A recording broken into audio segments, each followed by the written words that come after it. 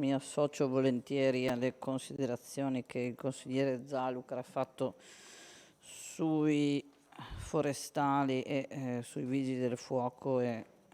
veramente rivolgo a loro, ma l'abbiamo fatto tante volte, e tutti quanti un ringraziamento enorme per quanto hanno fatto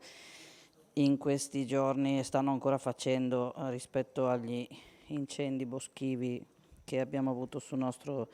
territorio. Oggi c'è un articolo su un quotidiano che dice che probabilmente rivedremo il Carso come un tempo fra 15-25 anni. Esatto, ammesso che nel frattempo non succeda qualche altra catastrofe o qualche altro incendio, ma il Carso come l'abbiamo avuto fino a una settimana fa, ma anche gli incendi che si stanno sviluppando, che si sono sviluppati in montagna, insomma, ci devono far veramente riflettere. Detto questo, no, non farò come ho fatto quasi ogni anno, quindi un intervento sui vari articoli, su temi che seguo, sui capitoli dove mancano soldi e quant'altro, perché comunque davanti a un'emergenza climatica e energetica e quant'altro di questo tipo,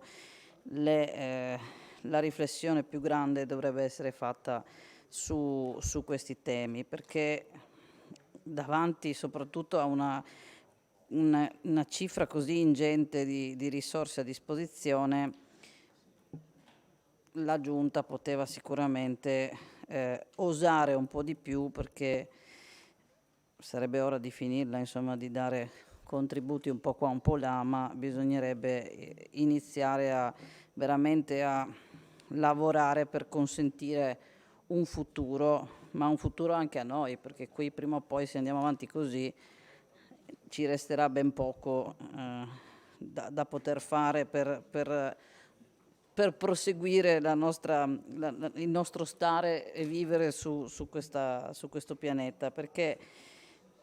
da vari studi, insomma, che sono usciti negli anni, più dell'80% degli habitat nel mondo è in cattivo stato di conservazione. Le aree umide si sono contratte del 50% negli ultimi 10 anni. C'è un grossissimo e costante declino per quanto riguarda la biodiversità, le api, le farfalle e quant'altro, e quindi davanti a questi dati sicuramente non possiamo più fermarci e agire con sufficienza o indifferenza, perché è urgente invece appunto adottare politiche che ci guidino in un futuro che sia un futuro e non un'agonia costante davanti a catastrofi ambientali o quant'altro. E quindi anche gli emendamenti che ho presentato a mia firma, ma anche alcuni emendamenti dei miei colleghi, non sono emendamenti che vanno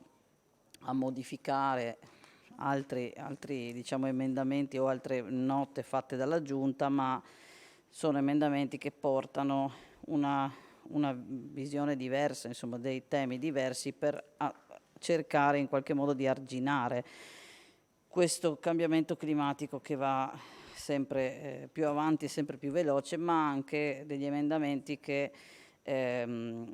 in qualche modo vanno incontro alle fasce più giovani, che sono quelle che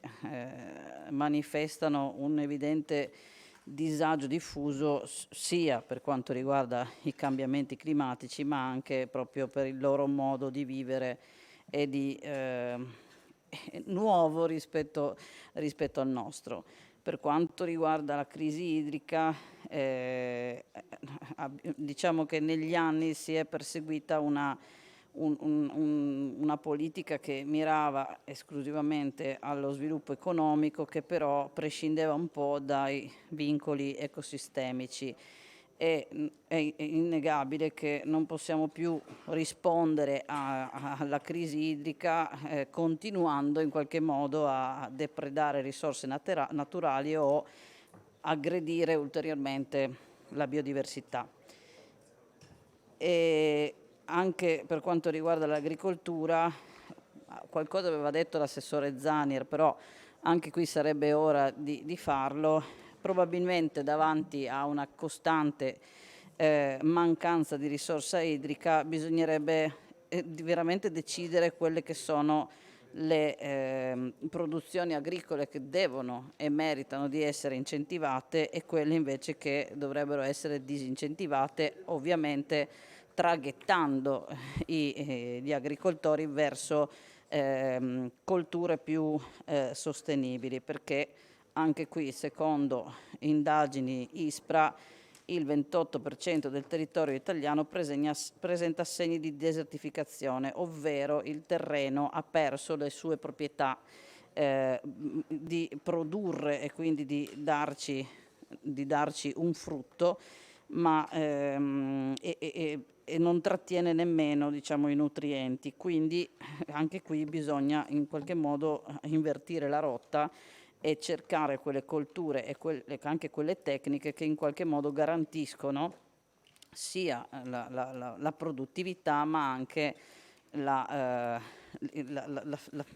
di in qualche modo salvaguardare i suoli. Per quanto riguarda, anche qui noi abbiamo detto più volte, siamo contrari a nuove dighe lungo i corsi d'acqua, anche perché proprio le dighe, ma anche come si dice, lo sfruttamento in qualche modo degli alvei ci hanno in qualche modo portato fino a qui. Quindi per combattere questo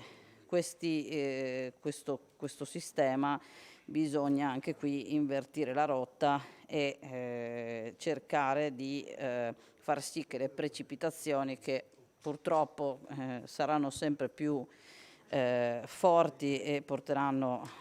sicuramente, non saranno più pioggerelline, ma lo vediamo ogni volta che arriva una bomba d'acqua e quindi crea danni come quella, insomma, di stanotte anche con il vento, e quindi bisogna fare in modo che le precipitazioni che scendono non arrivino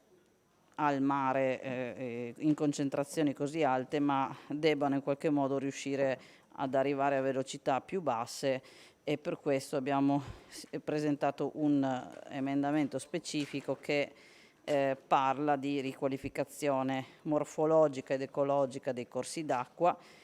l'adozione generalizzata di pratiche colturali che implementino appunto quello che dicevo prima, la sostanza organica dei suoni, e la deimpermeabilizzazione delle aree urbane e la copertura verde di aree urbane. Queste tra l'altro non sono misure che abbiamo pensato noi, voglio dire, nel senso, sono misure che negli anni abbiamo chiesto sempre e spesso e abbiamo proposto in ogni modo, e alcune sono già state presentate in altra veste e sono state bocciate, ma sono strategie che sono previste dall'Unione Europea attraverso Biodiversità 2030 ed From Farm to Work, nell'ambito sempre del Green New Deal europeo, e sono anche state inglobate nella recente proposta il pacchetto Natura, che è presentata il 22 giugno dalla Commissione Europea. E quindi insomma ci auguriamo che nell'arco della discussione e anche voglio dire, nell'analisi degli emendamenti ci sia quantomeno la volontà e almeno l'attenzione, visto che non c'è nessuno che ci ascolti. Quindi sì, grazie.